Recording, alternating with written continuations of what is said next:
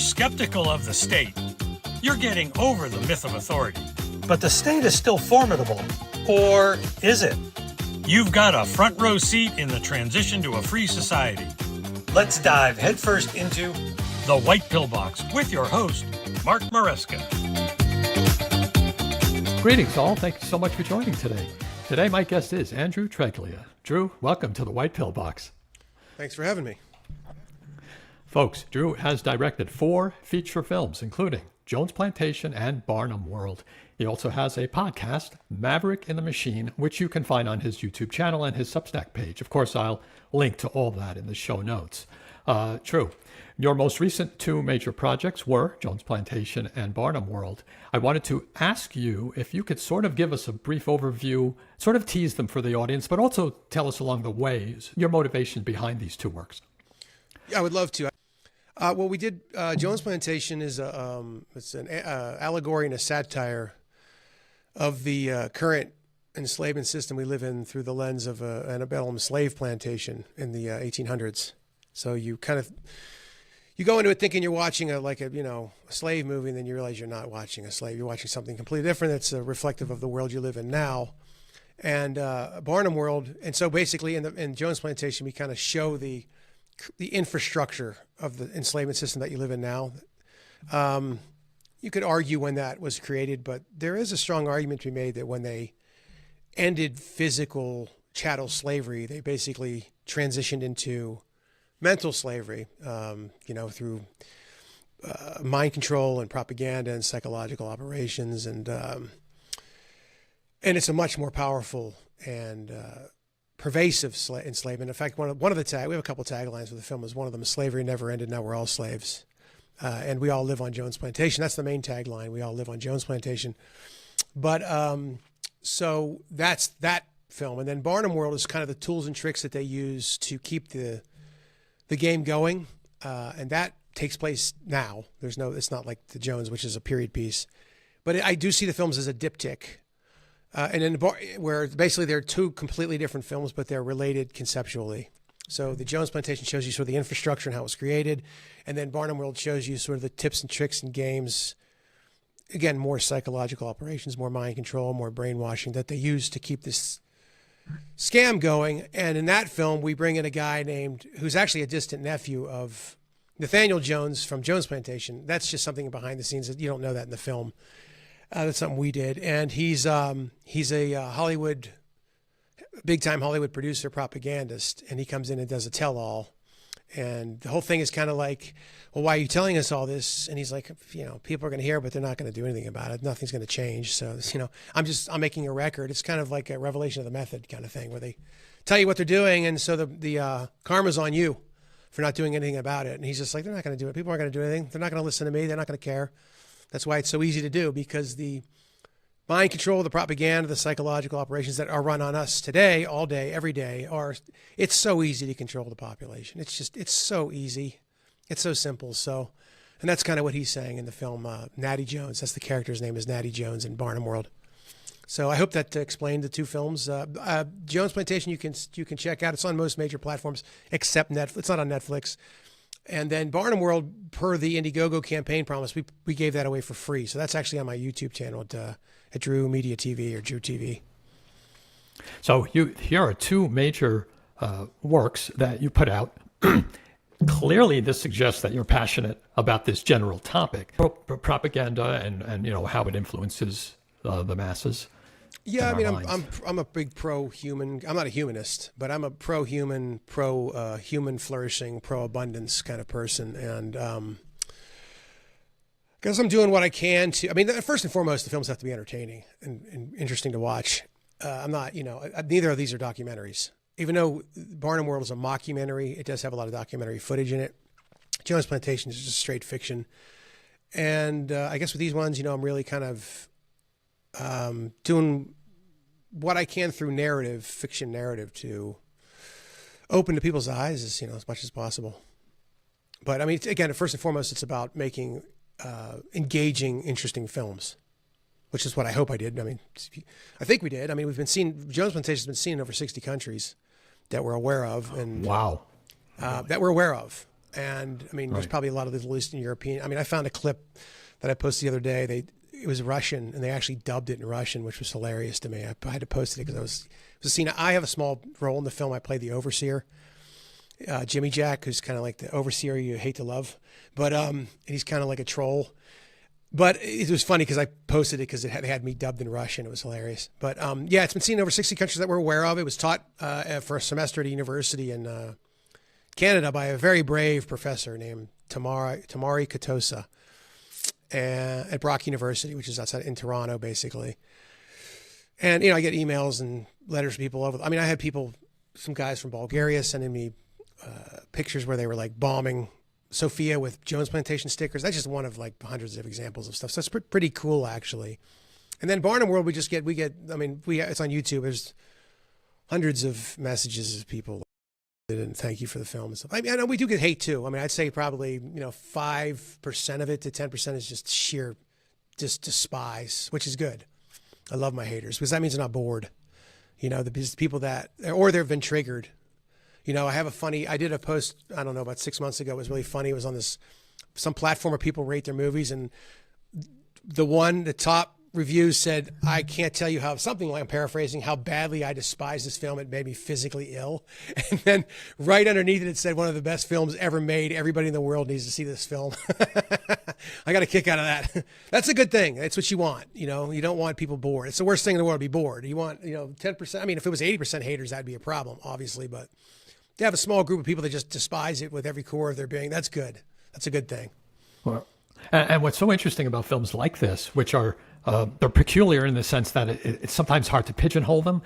Once they start to bleed out there, it seems very unpredictable in terms of how or what kind of feedback you're going to see. Like, for example, I think it was a few weeks ago, I saw a clip on YouTube, a short clip of, I assume it's one of the co-hosts or guests on Alex Jones, and he mentioned Jones Plantation.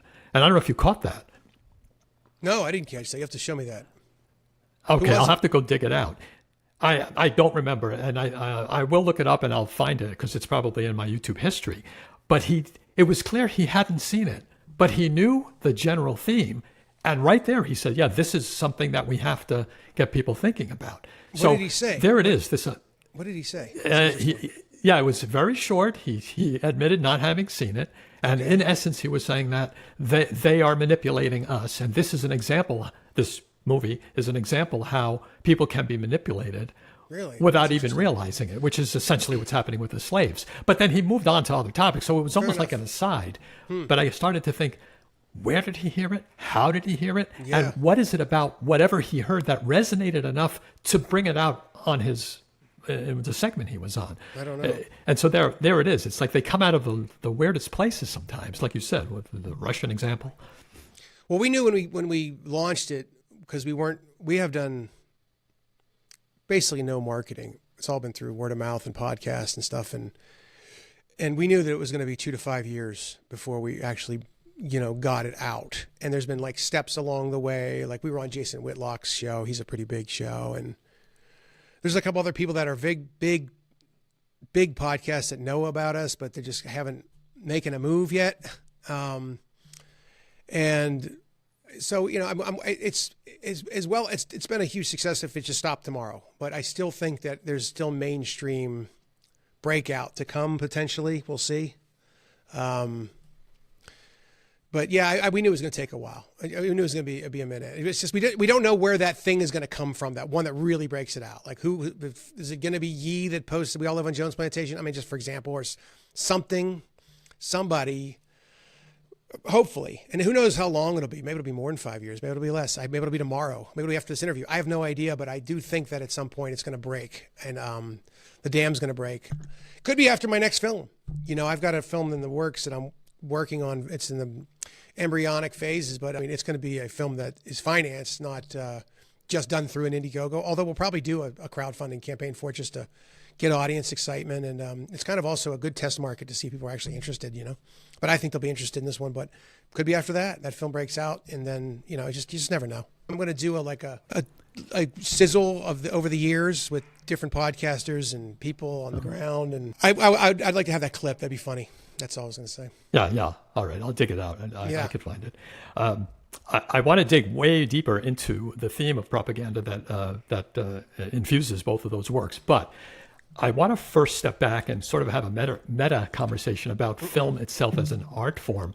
I was thinking about this the other day, and I started off thinking about our own lives and our lived experience of life, where we are essentially sort of the central spectator of our life, right? That's how we experience living itself. And of course, life is a visual and audible experience for us. So that's life. Then I started thinking about the different forms of art: sculpture, painting, and of course, film, TV. And I realized film, TV, what you might call, I guess, the audio, video, screen forms of art, is really the closest of all of them to lived experience.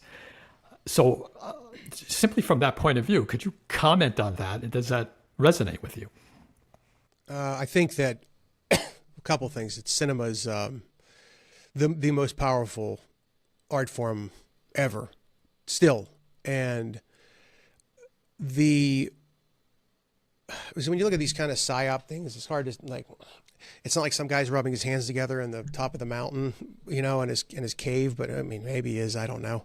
But the hierarchy enslaving you, they have, I think, systematically been destroying cinema. And people say, oh, it's dead. It's not dead. It's still incredible. It's still super powerful. You go there, you have a 100-foot screen. The sound is incredible. But the work that we've been seeing is so awful. And it depends on what level of this.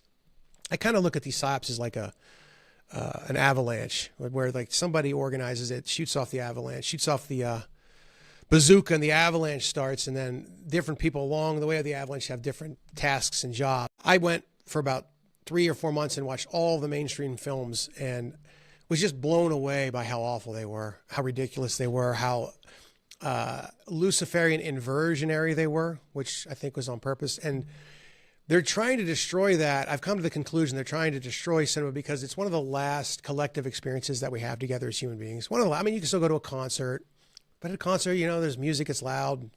When you watch a film with a bunch of people and it's like something like people are crying and then the film's over, I get uncomfortable. Like I've just had this really personal experience with these people I don't even know. Or if you're in a comedy, people, everybody's rolling, laughing, like it's epic, it's epic. And they're trying, I think they've figured out that there's so much more control, mind control with the phones and the TikTok videos. They have it's so much more precise.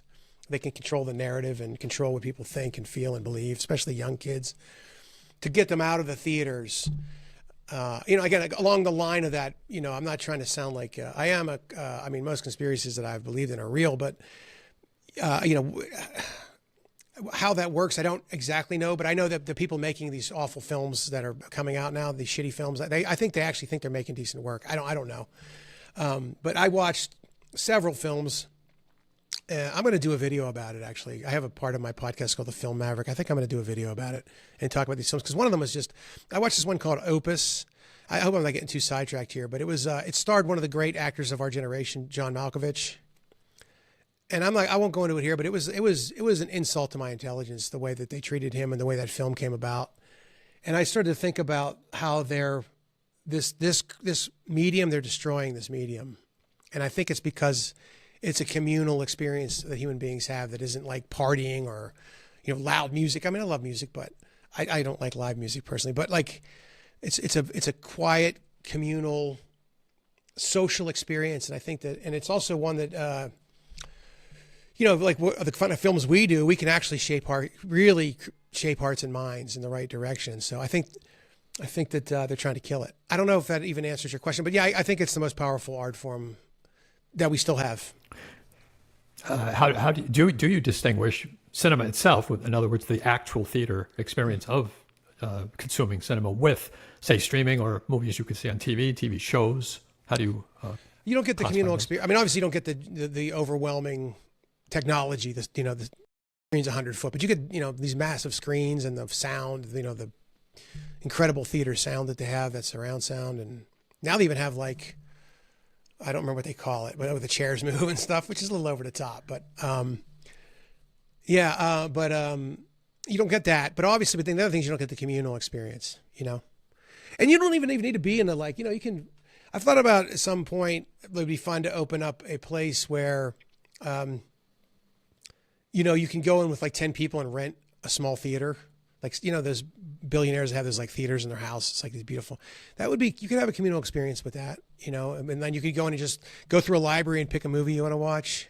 You'd probably lose money on something like that, but it'd be kind of fun, be kind of cool. But yeah, you just don't get the communal experience when you're just watching it on your computer screen or your television, Right, and that's really what I was headed. You get the film experience, which is probably what the director intended anyway. There's a message, there's emotions, there's irony, there's whatever it is they want to convey.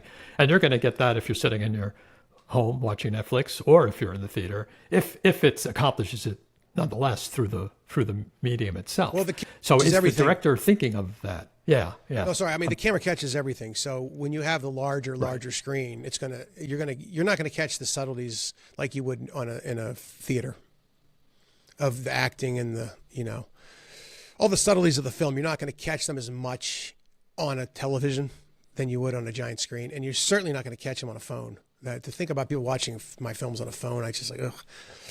And we have a couple platforms you can watch them for free with commercials, and I don't recommend that either. I just having a commercial break up the film experience. That sounds awful, but hey, if you don't want to pay and you just want to watch it, I understand.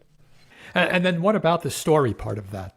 How immersed is the director himself in the purpose and message that the screenwriter put into the story? Does he typically study it and want to understand the nuances, or is he kind of just doing his thing based on what he understands the screenplay was? I think it's probably a little bit of both, but hopefully, he understands it. He understands the nuance of it. Yeah. I think that in the case of Jones, for example, it seemed pretty clear. You kind of got what Larkin Rose was saying as screenwriter. You seem to be in sync in that way. Was that something that had to be cultivated? Yeah, well, we both wrote the screenplay. He came with the first version, and then we passed it back and forth, so I understood it very well. Gotcha. And then once we got on set, once you get warm bodies on set and reality sets in, then literally, especially this one, we were writing it was basically me and Legal Man writing, who played Mr. Jones, rewriting scenes because, there were a lot of challenges. I'm not going to get into some of those here. Someday we'll tell that story of the making of that film. We actually have a working documentary title called Tortured Antebellum. But there's reasons, people's careers and stuff. I'm not going to make that film yet. But there was some challenges there that we just couldn't make the screenplay that was written. And actually, thank God, because, before we even got started, I knew that it wasn't going to be like this dramatic period piece because I knew we had no chance to compete with, we had a $300,000 budget if we're lucky. And we didn't have a chance to compete with a $10 million film. We just had to make the period stuff not noticeable, like it looked fine. It wasn't like, we're trying to win any costume awards or any, that kind of thing. We just make sure that we didn't look like a bunch of Muppets and have like, cars in the shots and stuff like that. It just needed to be passable. And then we knew we were going to make a cult film, which is basically a one-off, something like you've never seen before. So it was going to have elements of just about every genre. It was going to have, besides horror, but it had, it had suspense, it had comedy, it had drama, and it was going to be like, you love it or hate it, you've never seen anything like it. That's the only chance that we thought we had a cult film. And when we got in there, we started to get the actors in and doing the scenes, and we had to start taking scenes that were 8 pages and making them 1 page and kind of just compress them down to the most important things that needed to be done in the scene and tweak things. And, I don't know if you remember the film. Did you see the film? Oh, many times, yes. Okay, cool. Well, do you remember the commercials? I don't want to give it away, but the TV. Yeah. Oh, yeah. Yeah, well, that was when you have challenges like that, this is kind of an old cliche, but all kinds of creative juices are flowing because you have to solve problems. And so it creates all these cool creative ideas that you wouldn't come up with if everything was easy. You know what I mean? You've just done what your screenplay showed and that would have been it. But when you're faced, when you're up against the cliff, you have to come up with some really good ideas to survive. And that was something that came out of that. We had some challenges on set. That wasn't in the script. So there were other things like that. But yeah, Larkin was the story, developed the story, created the 12-minute, and then he wrote the first version, and then we passed it back and forth, came up with the final version. Technically he's a screenwriter. Yeah, sure. I'm just an additional screenwriter. But in reality, when you're on set, you have to do what you got to do. And we were showing up on set. I would write a version of the lawyer before he became an actor, and So he's really good at copy. So he would help me, and we would just crunch that thing down to be as efficient as humanly possible to make sure that we were the blueprint, the thing that we were trying to communicate to the audience wasn't ever touched. It was never affected, but we were flying by the seat of our pants, so we had to just make it work, and hopefully we did. This is what just absolutely fascinates me about the role of a director / producer, whichever it may be. Because as I said, cinema, media, whatever you want to call it, is the closest we have to actual lived experience. But our lived experience is a very rich, right? A rich environment, a rich experience. Mm-hmm. And so really the director is replicating that, which means he's almost godlike. He's got to think about the sound, think about the visual, think about the diction, and think about everything. And it almost seems overwhelming to me. I'm not particularly an artistic type, so perhaps because I don't have that gene, it just seems beyond me. I don't know how you guys do it. I guess that's my bottom line. How do you? Is it just in you? First of all, filmmaking is a director's medium. You're never going to go to a film and go, who was the cinematographer on that piece of shit? It's like who made the film? And also it's kind of like being a defensive back in the NFL. Like you never know the guy's name until he gets burned, until he gets burned for a touchdown. Like who's that bum who wasn't doing the coverage right? So it's crazy to me. I mean, I'm not like this, but a lot of people just have no idea who directed the film. They just go see the film. They see the actors, but it's the director's medium. He's the guy. The producer, yeah, I mean, I did producing for this. I produced this, but with some help, obviously, there were other co-producers, but like the real on the ground producing, the casting, putting the crew together, all that stuff. I did all that. That's a different job.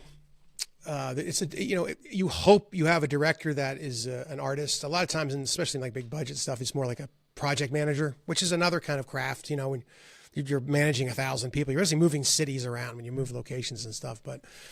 So, I don't know what it is. I mean, the time I went and got into this later in life, it was actually in my 30s. I actually had a parking business and a successful parking business in Atlanta at the time. And I had done a little acting when I was younger, and I had a script that I was writing. I think I've told this before about, and I was talking about my script with a guy who was a valet that worked for me that was in acting school or something, or I can't remember what he was, and I was telling him I wanted to shoot it. And he's like, "Oh man, you're a director. You should direct." And I didn't even know. I was one of those guys that watched a movie, had no idea what the director was, a director's medium at that time. And I was like, I believed him. And at the time, going to college was the thing. Plus I was in my mid-30s, or my early 30s at that time. And to kind of like be an 18-year-old, I could have just gone and worked on set for free and figured it out. But it was a little late in life in that, and I had a business, so I went back to grad school, and my first project there that we did these little short, like 2-minute thing. And it was just like the first time in anything in school, because I always hated school, but this was the first time like my project that I did, which just blew everybody away. It wasn't even close. Like my stuff was so much better. I'm not knocking anybody else. I'm just telling you that's just the objective reality. And the teacher came up to me. He's like, "Dude, you got something, you don't want to see this every once in a while. You got something." So I believed him, and it's just one of those things. I don't know. It's not like I have a supreme confidence or anything about it, but usually when I get on set and I get to a zone, I just see where things should go and what we should do. And the main thing with directing to me is the two biggest things are the casting and just basically the design of the film, where the camera's going to go. That's 90% of it, 95. Because if you have to cast it right. You don't want to be trying to direct the actor too much once you get in there. You're directing with the context that you're on the 2-yard line. You're trying to get in the end zone. You don't want to take the guy at your 2-yard line and try to run him up the field. It's not going to work. You got to get somebody that fits. They understand what they're doing, and now you're trying to make it better. And you're trying to make sure he does what it needs to be done in that scene, what needs to be accomplished, and make it as great as possible. Bring the greatness out, But you don't want to be trying to fit a square into a circle with an actor. You got to cast that properly. That's something you can't really teach. And I think it's something that when you watch most films that suck, most films do suck. That's a problem. They cast the wrong people a lot, I think. I'm talking about beginners. You can tell a director's good when they know they cast the right people in the right roles. Like, okay, this guy's got a shot, That leads me to my curiosity about the message of film. So the message could be, and it's typically the dramatic aspect of it. So it's a slice of life, or it's a comedy, or whatever it is. All right, that's the message. The director is then in the driver's seat of making sure that that basic message is conveyed. That's like one of his jobs, aside from the project management part of it. When the message is more of a message you're trying to convey in terms of political type of messages, and Jones fits into this, do you see that as a qualitatively different message from all the other type of dramatic or comedic messages? If it is different, how do you walk the line between maintaining the art aspect and not coming off as saying too preachy about the message? Yeah, I'm real iffy with the message thing. We got nothing but message films all over Hollywood now. They're just a bunch of messages, and have nothing to do with cinema, or, engaging people, and then you can kind of like ninja them with things. I think you got to be real subtle with the message. I wasn't really thinking a whole lot about a message with Jones Plantation. I was just thinking about this. The blueprint of the script was really good. I knew we had a good story, a good script, and then that message would come through, through the story, if the acting was good, which is, if you don't have good acting, you're finished. I mean, if you don't have good acting, it's over. You just pack it in. You have to have passable acting, at least passable acting. But I'm not too caught up in the message, if you will. It's there.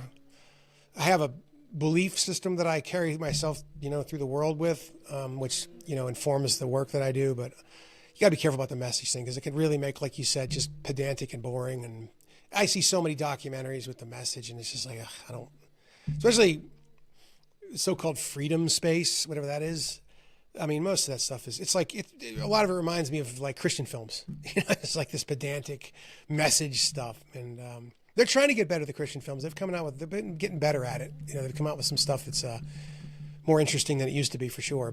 And I think it's because they've been more concerned with the narrative and engaging people. And then inside that, there's a culture that is informed by the way these people believe and how they live their life. In Barnum, if there's a message there, it pertains to pulling the curtain away and seeing how propaganda is working behind the scenes.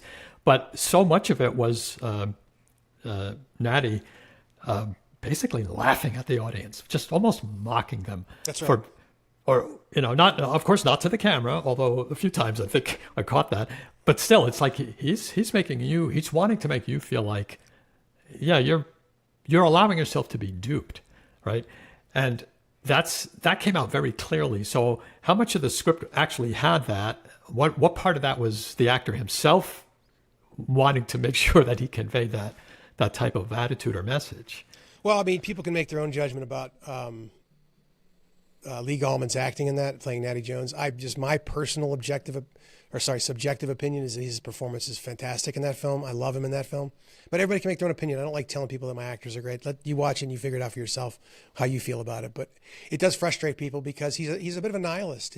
He says in that scene where he's at the rodeo, hey, look, if I could wake the people up, I would, but I can't, so I won't. So they'll just continue to get screwed year after year until they, realize they're not going to vote their way out of this shit. And he's like, I'm going to keep getting rich. I'm going to keep living the high life, and you're going to keep paying for it. If you want to keep believing in this ridiculous charade that they're putting on for you, then you're going to get what you get.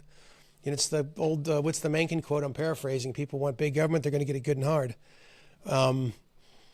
He's just like, hey, I'm loving life. I'm living life great. I'm telling you what's up. Most of you are just going to get mad at me and ignore me or tell me I'm stupid or, and okay, fine. Thanks for your, he says at one point, thank you for your service.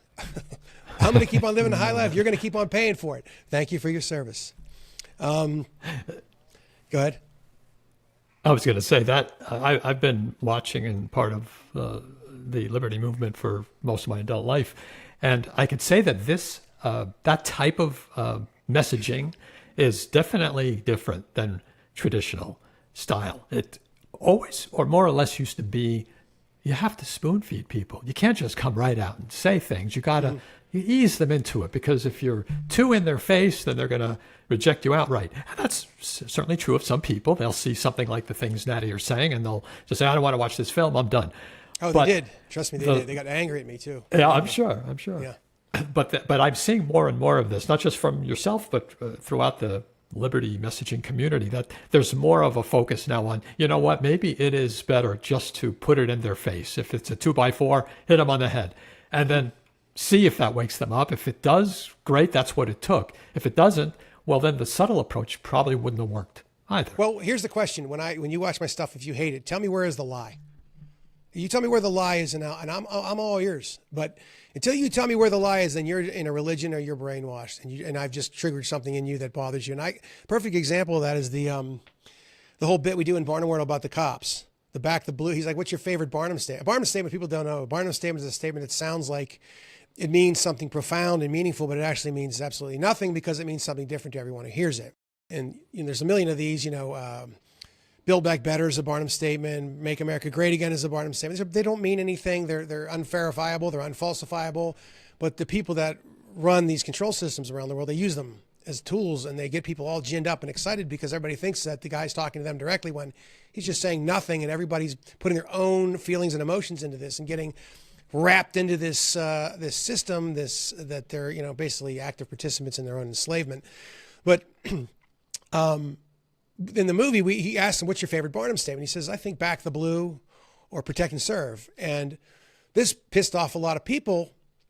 And they said, "I know a lot of good cops." I'm like, "I do too. When I lived in Atlanta, I used to be real good friends with some cops. I knew a lot of guys. I would tell them this. I didn't, at the time, I wasn't at this point in my consciousness. So I was just more like conservative, I guess you'd call me, kind of. But if I was now and I was still friends, I'd say the same thing to them, saying to them, and they would probably agree with me. And the thing is, it doesn't matter that there's good cops. There were always good capos in the camps. The Bolsheviks. I'm sure there was really good capos that, gave those people that they were, and they got tenors for trying to eat a piece of wheat, some food, and help give them some porridge. I mean, there's always good capos. It doesn't matter the system. You have a system without the cops, without the government's armed goons, okay, that work for the government or paid by the government, or have retirement by the government, without us cucking our ability to protect and serve ourselves and the communities. And, anybody can look at the 2020 riots, the Summer of Love. If we were able to have our own, and we took care of our own protecting and serving, that shit would have been over very, very quickly. Because real men would have gone down there and done what needs to be done to get them the fuck out of there and stop burning people's businesses down. But because we've cucked out our ability to protect and serve ourselves, they have complete control over what they're going to enforce, when they're going to enforce it. And of course, anybody that wants to do some vigilante justice is going to come down hard on them than anybody else, because they put the system of control that they have in place with these cops up for grabs. They have to shut down any kind of vigilante justice, any kind of justice from the people, because it puts to question the entire system of policing that they have. This is why, Kyle Rittenhouse had to go to jail, or go to court for a year. That other cat that choked out that dude in the subway, like, oh, I shouldn't have killed him. Okay, maybe not, but the guy was running around threatening to kill people. He tried to kidnap some girl. He attacked some old lady. Like, who gives a shit? Like, he was doing it for justice, and if it gets messy, it gets messy. But of course, they put him in prison. And so, again, the entire system comes down. None of the COVID shit could have happened. None of it, if it wasn't for the fact that they have government cops. Because the only thing that kept people from not listening was besides the suckers that believed it, there's plenty of them too, but was the fear of the cops, the fear of the government cops coming and throwing you in prison. That was it. And that one thing is so powerful that people just cannot wrap their heads around, because most people want order, and I understand that. But the idea of having government's armed goons in charge of the order and somehow they protect and serve us, no, they protect and serve the system that controls you. They protect and serve the system that extorts you and controls you. They don't protect and serve you. Whatever little bit they may do is just window dressing to keep you to continue believing in this scam. It's crazy to me that people can't see this. I mean, they're paid by the government, and they can retire for 20 years and get paid by the government and still get a job and still get attention. And you think their number one job is to worry about you? Are you crazy? It's nuts. You brought up COVID, and this will be a tangent, but I want to take this tangent because I really want to hear what you have to say about this.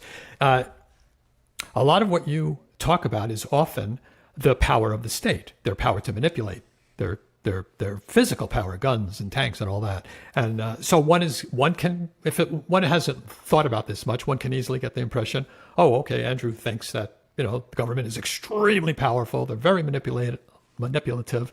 And of course, the rest of us are sort of pawns in this machine. Okay, so that's sort of let's say a black pill type of perspective. So I want to ask about COVID. In the first 2 years, roughly, of COVID, the world was on lockdown, right? You could think of it almost as a world police state was in place, because they could tell you when you could work. They could tell you when you can leave your house. They could say that you have to have this jab or else you might not be able to fly or work or whatever. Okay, today we don't have that. Now, I'm not so naive as to think that if the government could still be doing those very things today, they would be doing them today. It's not the goodness of their heart that explains why we don't have it. So let me throw it off to you. Why don't we have that today if the government is so utterly powerful? Why don't we have lockdowns? Why don't we have exactly the COVID restrictions that we had a year or two, for the first couple of years of COVID? Basically, they fizzled. I'm curious, if the government is as powerful as sometimes it's made out to be, why didn't they just keep all that going? They are powerful. They can only abuse you so much. It's so, now they've got us used to that. And so then they can they'll back off. It's just like the boiling frog, and do a little bit more and do a little bit more. They technically could have, but it would be when you make things so horrible for people that they would rather die than not fight back. You've got a problem. That's why I'm a little bit white-pilled about all this, talk about 15-minute cities and digital currencies and all this, the panopticon, let's put it that way. I'm pretty white-pilled. I don't think they're going to pull that off, just because if you make life so horrible for people that fighting is better than living, you'd rather die. Life is so not worth living that fighting is your only option. Then you've got a problem, because they're so outnumbered. It's like, I'd rather fight and die than live through this shit. It's that bad. And I think that if they try to pull some 15-minute city thing, the thing in China is so overblown. It's a lot of propaganda. I know somebody that went over there and specifically to check that out, and it's like, it's not anything they're trying to make it seem like it is over there. And so, yeah, they would love to do that for sure. I think they would love to kill us all at some point. I don't think people understand. That's one of the big things, and that's a great line. One of my favorite lines in Jones Plantation is that he says, I'm paraphrasing, they're on the stairs, and he says, to wield real power, you must be willing to do the unthinkable. I can't remember the way the line goes, but then eventually Mr. Jones says, well, I think what most people find unthinkable is that men like you even exist. And then Smith says, that's our greatest advantage. And I think that most people, I think a lot more people are awake. I don't know if that's going to help us or not, so to speak, than we think. Because every time I talk to somebody out in the public about this stuff, they get, for the most part, get what I'm talking about. Sometimes they look at me like I'm saying the moon's made out of cheese or something, which happened to me the other day, by the way. I said something about government schools, and the people I were with were like, what, there's something wrong with government schools? They looked at me like I was crazy, and they actually got mad at me. So I was like, okay, I got to not talk around these people for a while. But most of the time, people know what I'm talking about. There's something weird going on. They just can't they can't quite put their finger on it. But they do think, I think most people think that the government's mostly good people trying to do their best. And I'm not talking about the face fags that are the politicians. I'm talking about the actual control system. They think, they're just doing their best. It's a tough situation. I don't think they realize how dark and evil this control system is, and how we cannot really know how high it rolls up. You talk to Mark Passio, he thinks that they're all involved in Luciferian dark arts. My thing is, me and Legal Man talk about this a lot. If there's not something supernatural behind all this, I'll be disappointed. I'm like, really? This is just a bunch of asshole human beings doing this shit? I would be shocked. There's not something, mysterious behind all of this insanity. When they get the whole entire, I can't believe it's been 6 years since 2020. I feel like we just went into a time warp. It's so crazy. It was 6 years ago. That's a long time. But to get the whole world on board like that, you start looking at David Icke talking about there's a cult that runs the world, and you're like, it seems legit. I don't know how else you would pull that off. And then anybody that came out got killed. There was that leader in Tanzania, I think, that like took their ridiculous test, which is how they ran that whole scam on, was that fake test. And, he tested a kumquat, it came back positive. He tested a goat, it came back positive. Remember, he was making fun of it. He ended up dead. He was dead. The guy from, was it Haiti or Dominican? I think the Haitian president, dead. They killed another African guy. I mean, yeah, I don't know. I don't even know what your original question was, but yeah. Well, I love talking about the state and its weaknesses. I love doing that because it just doesn't get enough press. We absolutely know its power, and we've been hearing about it for as long as the freedom movement's been emphasizing it. And it is not false, right? Those tanks are big and those SWAT teams are powerful, and those 4 cops that stop you on the street because you've been going a little too fast, yes, you are overwhelmed. But then there's other perspectives on that. For example, the actual number of cops that there are and military for the United States who are on the front line with a gun, who are, at risk of getting hurt or hurting others. Add that to the politicians, you have barely 3 million people. That's it. Here's your problem. Out of 330 million. Here's the snag. Yes. Okay. Not to cut you off, because I know where you're going with this, but here's the snag. No. It's a conversation. I understand that they're a paper tiger. The problem is, and the reason why we have this situation in the first place, is that the state of human consciousness, even if all of these people rose up, what are they going to do? You think they're going to embrace anarchy? You think they're going to embrace a bottom-up organization of society? You're living in fantasy land.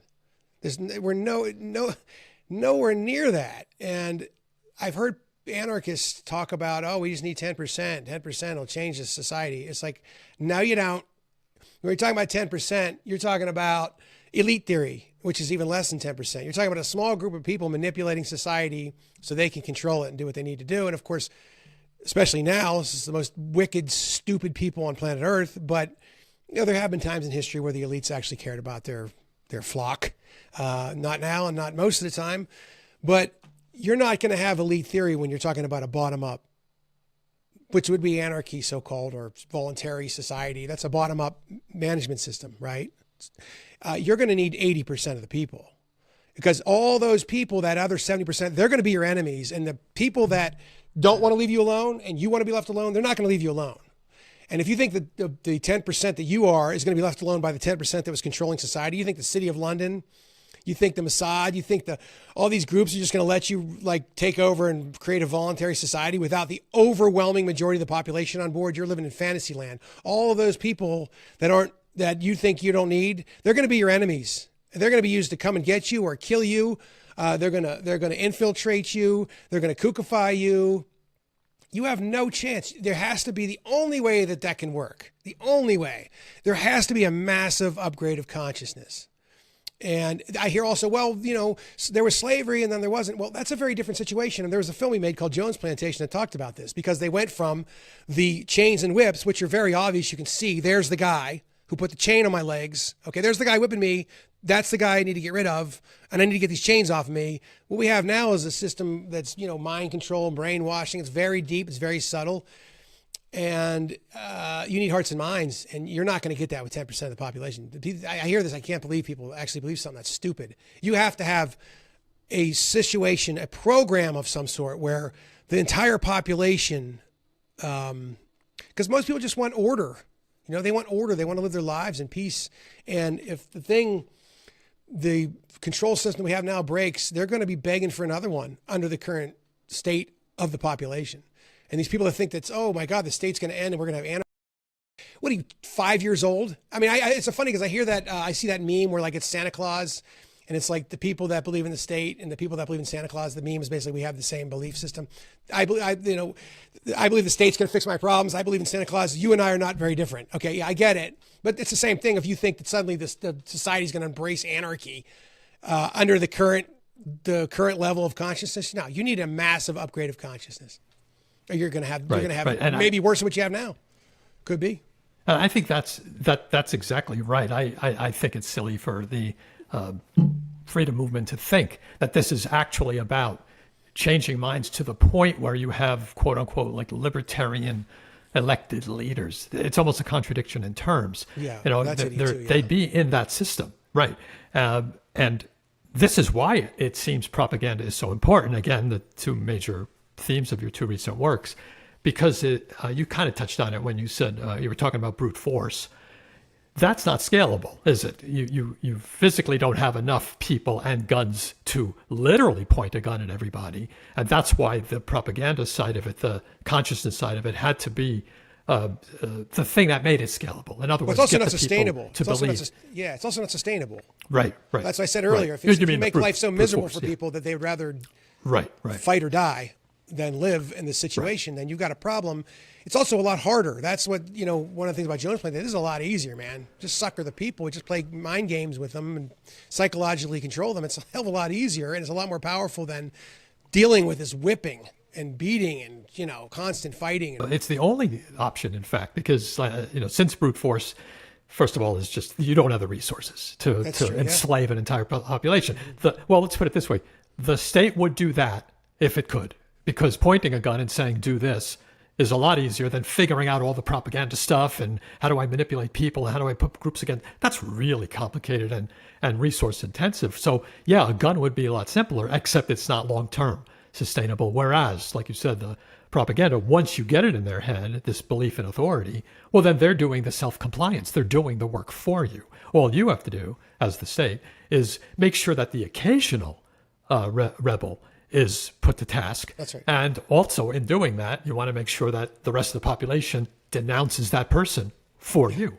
So again, it's in a very efficient way of doing things. And I think this comes out in Jones particularly, because once he had it was toward the end, once it was sort of a working system and you had those slaves doing what they did toward the end, it's like, my job here is done. I assume he left at that point, right, Smith? That's right. Yeah. My job here is done. He's moving on to his next job. He's a slave smith. Oh, that's it. He calls himself a slave smith. It's slave smith. That was it. Larkin did a little animation called The Tiny Dot. I mean, maybe you've probably seen it, but people that haven't seen it, it's a really good example. It's very well done, and it's really simple. That's what's great about his stuff. He's really good at taking complicated issues and breaking them down to the simplest form and showing it. And I want to be clear, like, he did write the first draft. That was his idea, and that script would not have been a good script without, his writing ability. I mean, he wrote the first draft and it was like 200 pages or something. So he basically goes like a minute a page because he's so passionate that he wanted to include so many things and say so many things. And but even for that, if you're never writing a screenplay before, it was a good version of the draft. He's a good writer. So and I hopefully from this experience, because what was really cool was at first it was very painful for him because I had to keep cutting stuff and like, don't worry, we're not throwing away anything. We're just trimming it down. And, but once he saw the film, he was man enough to come out and say, hey, not only was he was right, but it was actually better than what we originally wrote. So that was cool. I appreciated that. That means he has integrity, because it's the old rule. You don't bring the writer on set, because you're going to butcher his script on set. It's not an uncommon thing that happened in that film, that we had to, touch up the script. That's pretty common. But the problem that you'll have is if you don't have the foundation, it's like building a high rise. You have to have a really solid foundation. Then you change in the script. You're going to put the couch here. You're going to paint the second floor green instead of blue. That kind of thing. You're going to put the the break room on the fourth floor instead of the third floor. That kind of stuff you can move around. But the foundation's got to be there, and the foundation was there. In particular, the weaknesses of the state fascinate me because they are real. There are, the state is not almighty. It's not the empire. It's all in the mind of the people. The control of the state is in the mind of the people. It's got nothing. If the people woke up, it would be over tomorrow. It's all in the mind of the people. If we don't have cops in this town I live in, which is great, but we do have sheriffs, and they're fine. They actually kind of work.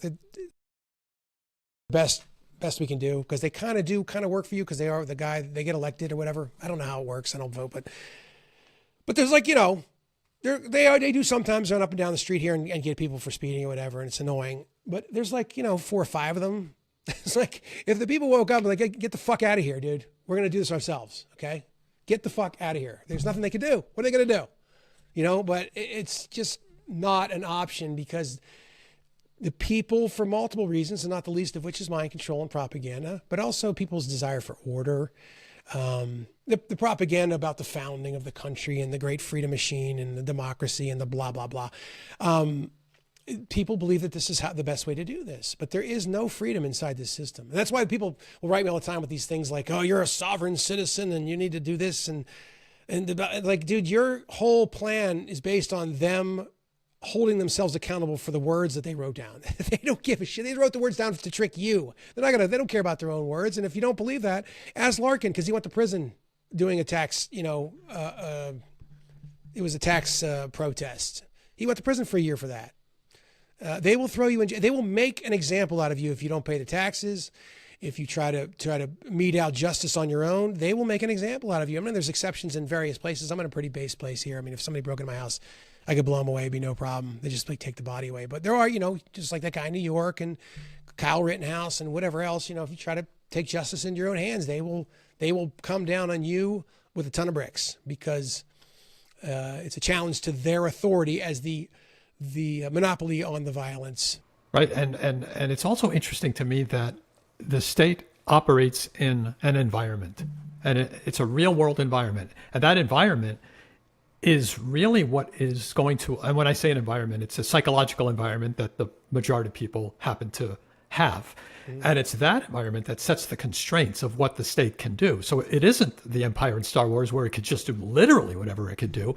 So for example, if in the United States, in modern America, somebody wanted to be the royal king, it couldn't happen because the sentiments of the people's beliefs don't permit that. Mm-hmm. If a person, on the other hand, wanted to be a city mayor, okay, yes, that's something that they can do. So notice that in both of those examples, the state has to work within the constraints of what the belief allows at any given point in history.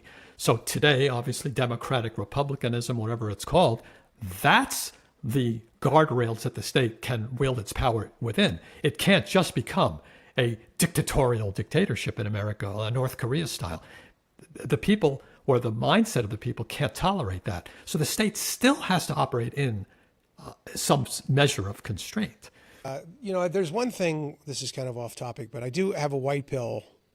I think that we are going to have, I don't know what exactly it'll look like. In fact, I know we are. We're going to have secession very soon. Like, reality is going to insert itself here, that the mandate that the people have for this federal government, we're occupied. Like, you and I are American. And this is why I hate when people say, well, we went to war, or we did COVID, or we were making masks. No. You keep conflating we Americans with them, the United States federal regime that occupies us. And frankly, at this point, they're occupied by Israel. Maybe they always were. I don't know.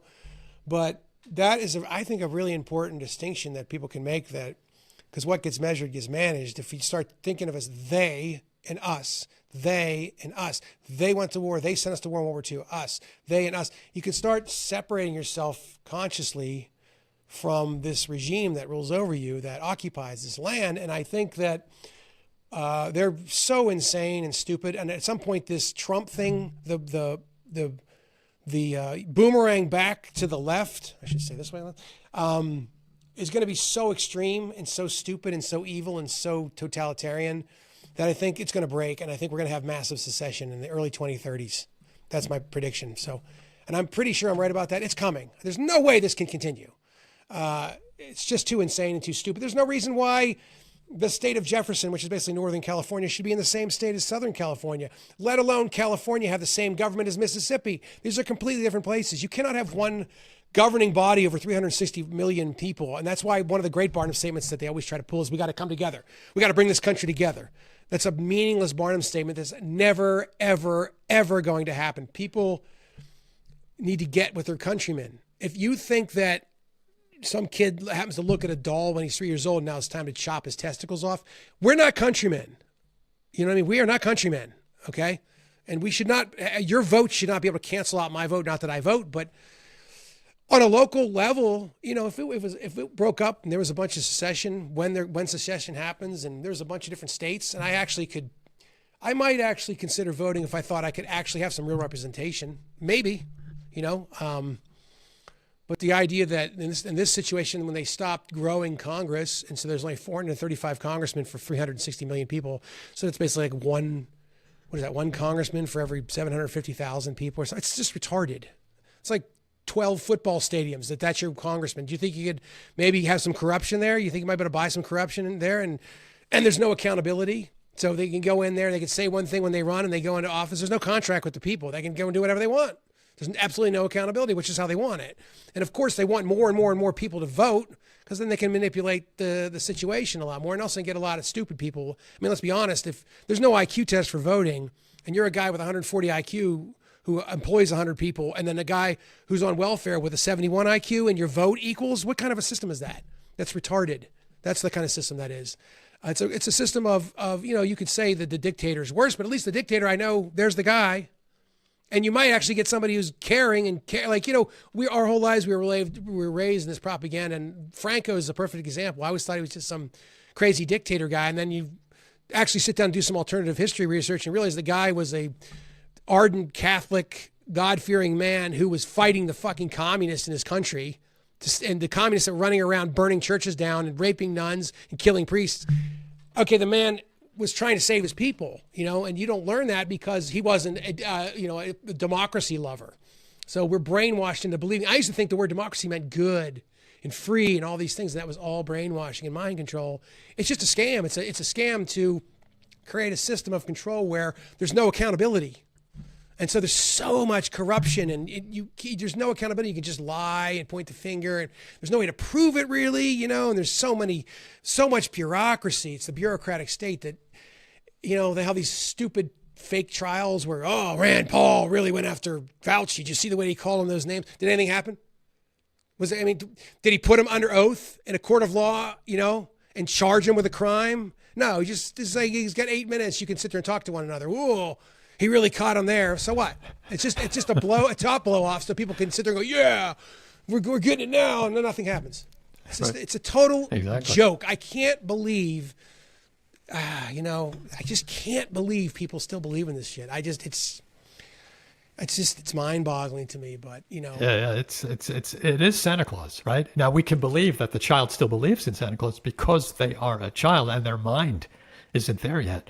But when you finally wake up to the fact that the state itself is an illegitimate institution and that it just runs on the fact that people believe it, when you wake up to that, I don't know of anybody who's gone back and says, no, I want to believe in Santa Claus again. It's an eye-opener in that very literal sense, a mind-opener, which is a good thing because, once again, I like going back to at least listing and seeing the weaknesses of statism. And that's the big one right there, is that it rests on a lie. It doesn't rest on logic or principle, or reason, or goodness, or consent. It rests on a lie, a myth. And boy, that's awful that it exists, and it's awful it has the power it does. But at least the white pill in there is that its only foundation is indeed a lie, which means whatever strategy you might think works, the real goal to pierce into is to get people over that lie, at least get them skeptical. If they're not anarchists, who cares? Just get them wondering. Get them skeptical, get them to mock them, anything to increase that skepticism a little bit. And perhaps that's enough to start that wave rolling. Secession is a great first step, I think, because it is, to me, it's comparable to an abusive relationship. Today, no one would say the woman has to stay with the guy because they're married and you don't break that contract. It's like, no one would say that. It's like, no, the very thing you should do is separate from an abusive relationship. To me, that's one of the best arguments for it. Get out. If it's not working out, get out. The majority of secessions of the last 50 years were peaceful. The Soviet Union broke up pretty peacefully. England separated from European Union peacefully. Czechoslovakia, I think, split up peacefully. It doesn't have to be a civil war. No, it's not going to be. It's going to come on its own. It's not going to be. That's one thing I thought. I think Trump actually was the man of the moment. He's supposed to get in there for whatever reason. I think that he's going to bring this hardcore sort of left tyranny. And also he's proving to these kind of right-winger guys that this system, it doesn't work. There's no fixing anything within the system. The system is the problem. The system's not broken. It's working exactly as it's designed to do. And I think they're starting to figure that out. What comes next? I definitely think there's going to be secession. That's coming. And it could also be a situation where, like I said, without this in consciousness explosion, you're going to have some sort of an order, a state of some sort, and some sort of order. But you could have, with all these different areas, there could be a loose federation of states like they had when they fought the revolution. They got the Articles of Confederation. Of course, we were propagandized to believe, oh, it wasn't good enough. It wasn't powerful enough. We had to have, it was all bullshit. The Constitution was brought in to screw the people and centralize the situation. And they started the federal courts with the Constitution.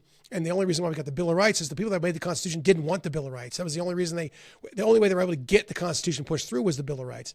But the Articles of Confederation was a very, very decentralized situation. It was people contact me when I talk about secession, because I've been yelling about this for a long time. And I had somebody wrote me one time on Twitter, it's like, yeah, I'm from California. Good luck getting your avocados. And I'm like, are you really dumb enough to think that California farmers are going to sell me in Arizona avocados? Like, they sell avocados to the Middle East. What are you talking about? It's so stupid. Also, the idea that China is just going to walk in and take, okay, if you have one centralized government in Washington, D.C., or 50 countries, let's just say just 50 states break up. I think it's going to be a lot more breaking up. Which is harder to conquer? You think it's harder to conquer one centralized government? We've already been conquered. They're already bought and paid for and sold. It's over. AIPAC owns the U.S. government. So, there's like 2 or 3 guys in there, people in there that aren't paid by AIPAC.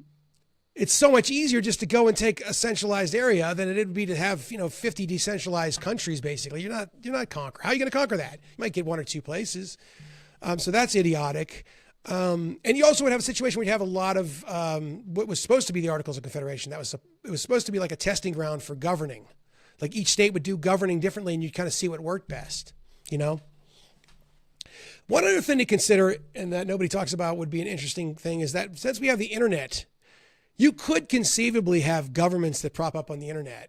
And depending how good their services were, we're available in America, Mexico, and Eastern Europe, or whatever it is. And then you could find your own countrymen. Oh, it's a communist government. But then they're going to offer you security, healthcare, education. And then there's the thing, that could work if that's what you want. But if they don't provide the services, you get to leave, and you can find another communist government, another company, so-called.